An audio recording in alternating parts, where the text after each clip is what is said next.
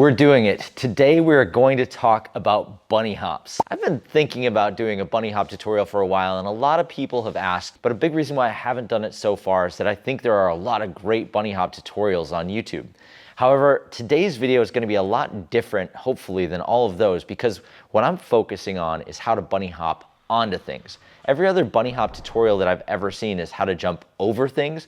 And as a trials rider, it's our goal to jump up onto obstacles. So this tutorial is going to teach you how to jump from the ground up onto stuff. The best part about this tutorial is that we can learn all of the basics on flat ground before we apply it to bunny hopping up onto stuff.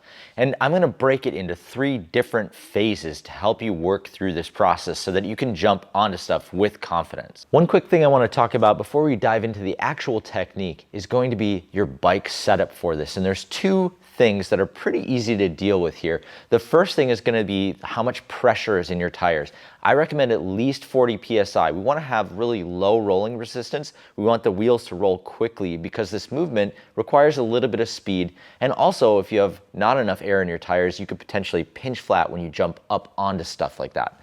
So what we want to do, fill up our tires a little bit harder than we maybe normally would for trials riding.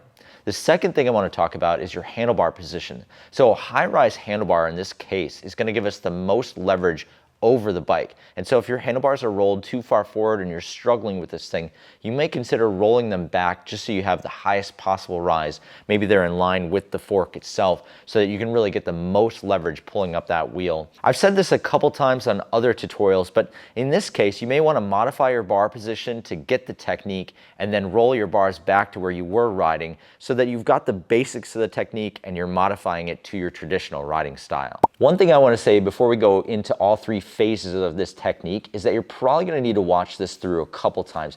Bunny hopping is a really complex movement where a lot of stuff is happening at once, and I'm going to try to break it down simply into 3 bits, but there's a lot of coordination that happens between those 3 pieces, and you may need to just go through this. It's something that you're not going to get instantly, but we're going to do our best here to really break it down into as much of the nuances as I possibly can. We're going to go right in to the technique of bunny hopping onto obstacles now. So one thing I want to tell you before we start is that you're going to learn a lot of this stuff on flat ground. We're going to eliminate the obstacle as we get the technique locked in, and then we're going to apply it. That's the best way to learn this. We're going to strip it down to the basics, and then we'll build it up so that we have the confidence to jump onto obstacles. Phase 1 is the front wheel lift, and this is extremely important. Lifting your front wheel might feel like a really basic thing, but if you don't do it under control with lots of confidence and on balance, the entire rest of the move is just gonna fall apart. You have to be super confident in that front wheel lift. So a couple of things that make me confident when I'm trying to do my front wheel lifts, I actually spread my knees out a little bit more to give myself a stronger base to take off from.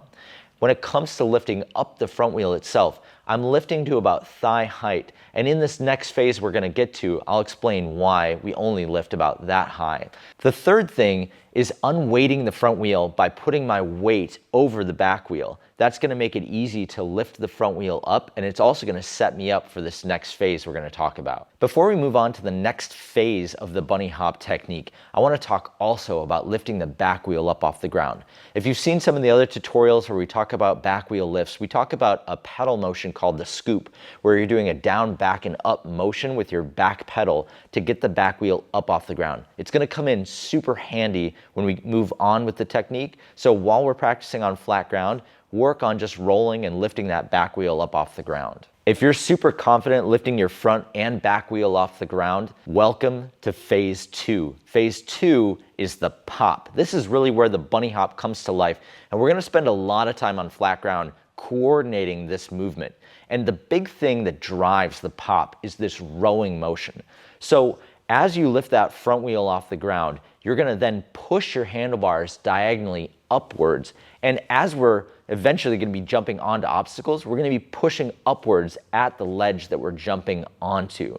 But for all intents and purposes of practicing this on flat ground, we're just going to be pushing diagonally up with our handlebars. Now, the reason why I had you practice working on getting that back wheel up off the ground is that as you do this pushing motion with your arms diagonally upward, you're also going to be using your legs to scoop the back wheel up into your body. I like to think about this idea of like the landing gear on a plane. When it takes off, it like pulls the wheels up in. It's the exact same thing here. So your arms are pushing the handlebars diagonally upward while your legs are pulling that back wheel up into your body. And that's gonna move us into phase 3. So in phase 1, you've lifted up the front wheel. In phase 2, you've done the pop. And in phase 3, you're gonna flatten. And the flatten is what's gonna give you the real height when it comes to bunny hopping onto stuff. So what really brings this to life is not only focusing in on lifting that back wheel, kind of pulling the bike into your body, but also pushing forward now. So you've extended your arms already because you've pushed the bike diagonally up as far as you possibly can. Now what you're gonna do as the back wheel comes up, you're gonna push the bike forward so you're leveling the bike out. And this is why when we're bunny hopping onto stuff, we get that extra height because the back wheel is coming up even higher. Now the best part is that we can actually practice all 3 of these phases on flat ground before we bring them onto an obstacle. So let's do exactly that. Let's move into this process and start working through it. Now one of the things that actually helps me out when I'm working on my bunny hops and bunny hopping on flat ground just into thin air is actually having a line to work with. So a lot of times I'll put some sort of line or stick down on the ground that I can use just for timing to get a feeling of a start-stop of when I'm going to do this process. So let's work right now on bunny hopping over a stick just to get the timing of the process right and building confidence that way. If you made it this far, it means that you know how to bunny hop. You've got the technique pretty dialed in at this point on flat ground, and you're ready to move on and take it to some height. There are a handful of considerations that come into this next step. It's gonna be, what's my takeoff point? How fast should I roll up to it? What kind of obstacles should I start with? What should I be looking at when I do the bunny hop? And I'm gonna go into all of those different things. And I'm also gonna give you a couple different tips that are gonna help you get a little bit extra height out of each one of your bunny hops. The first thing I wanna start with here is starting small and building your confidence up. Bunny hopping is 100% a confidence move. You have to really commit to this thing, especially when you get up to a little bit higher heights.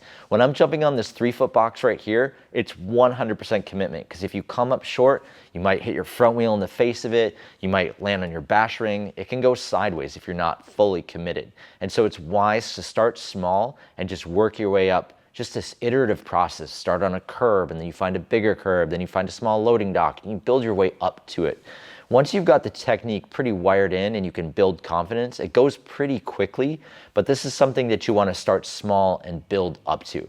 One of the ways that I love to practice getting bigger and bigger bunny hops is actually finding obstacles that have a little bit of an angled face to them. So even if I don't lift my front wheel perfectly all the way up, or if I can't get my back wheel 100% on top of the obstacle, that little angle on the front of it is going to help roll me up onto the obstacle. Even when I'm building confidence on things like this box here, I have a piece of wood that I use that gives me a little bit of an angle.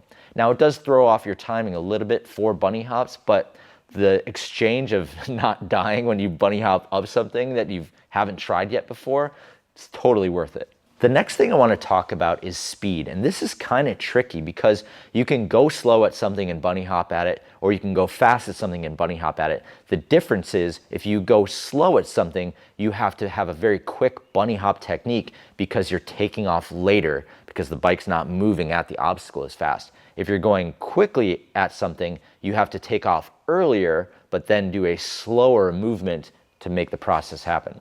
So it's a little tricky in terms of what you're doing. I would say most of the time I try to bunny hop at the same speed just to keep things consistent, and I go about a running speed at something. So not that slow walking pace that we'd be doing if we were just practicing lifting our front or back wheel. You want to be going at a pretty decent clip. But this is another thing that's going to come with time. When you're practicing jumping over that stick on the ground or bunny hopping up onto that curb, you're going to get a better feel for how quick you should be moving at it and then how quickly you're able to do the bunny hop technique. This goes right into the point about what your takeoff point should be. And traditionally, I recommend that however high the obstacle is, probably a good place to start is thinking about that height and distance being the exact same. But your speed is going to make a big difference from there. And as you get higher and higher on your bunny hops, that may change a little bit more. I think all of this comes down to that process of starting small and figuring out where you need to jump from on that small obstacle and you're working your way up. That's why we do this in an iterative way, because you're going to figure out, okay, for this size height and the way that I bunny hop and the speed that I bunny hop, I probably need to take off here. And as I go on to the next feature, I need to take off here. This is why we start small and build our way up, because we get kind of a catalog of how far away we need to be taking off as we're practicing it. The best thing that you can do to improve your bunny hop technique is actually off the bike. Well, technically next to the bike. We're going to be doing a rowing motion. So stand next to your bike, hold on to your handlebars, and practice the lift, then practice that diagonal push forward, the pop, and then what you're going to do is rotate your wrist at the top of your pop, and that's going to help lift the back wheel up off the ground. So stand next to your bike and do all three phases: lift, pop, and then flatten. You'll see how this all plays out, but the best thing, you don't need to be rolling, you don't need to be worrying about a stick. You can just be standing next to your bike and doing this entire motion with your arms and get a really good feel for it. One question that comes up a lot when we're talking about bunny hopping onto obstacles is, where do I look? And the best advice I can give you is to look at the corner or top of the ledge.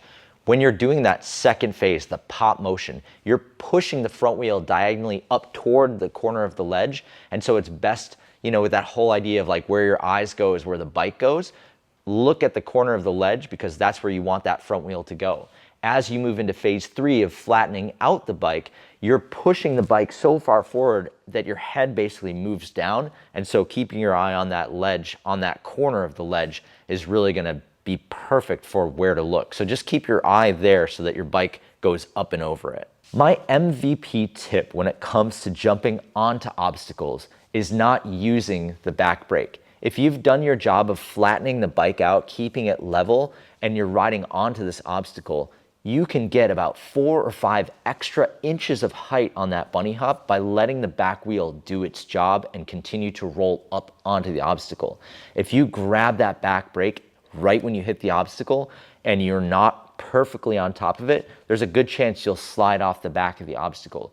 But if you just cover the brake and you don't jam it, the wheel will continue to roll. The momentum that you have from the bunny hop is going to keep you moving forward, and you can get way higher on your bunny hops by just letting the bike continue to roll when you land. Like I said in the beginning of this video, there are a lot of different pieces that go into the bunny hop. So I want to share with you a couple reminders as you're working through this process. Number one is to start the entire thing out on flat ground. Use that stick to just coordinate and put those things together of lifting the front wheel up, lifting the back wheel up, and doing the two in order like that. Once you got that figured out, you can really start honing in on that flattening where you're leveling the bike out, you're pushing the bike forward. That's really going to get you the real height that you want in your bunny hop.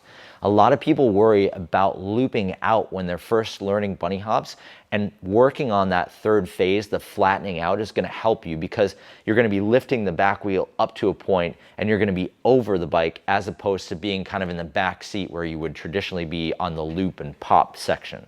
So really focus your time in on getting that flatten bit dialed. That's going to help you with the confidence of not looping out. Another thing I want you to think about is what your knees are doing, what your body is actually doing. I try to make myself as wide as possible on the bike. I try to push my knees out a little bit wider. I try to push my elbows out a little bit wider. This move is all about taking off from a strong foundational position. So think about what you're like. If you're all tucked in like this, it's easier to be a little bit more off balance. So really make yourself wide when you're working on the bunny hop. And maybe you already thought of this, or maybe you've experienced it through learning this, but one of the cool things about doing this bunny hop onto obstacles is that it sets you up for jumping up to back wheel on stuff. Being able to bunny hop up to back wheel. I talked previously about not touching your brakes, but if you do land on back wheel and you jam that brake, that's a great way to kind of hop up to back wheel without having to do a pedal kick or a 3-pedal. It's kind of hacking the process, and you can go way higher if you can bunny hop. In this video, I referenced all kinds of other smaller trials techniques that build into the bunny hop. And the best thing is that you can go right here to this playlist and check them out. Go refine those techniques. They'll only help your bunny hop skills more.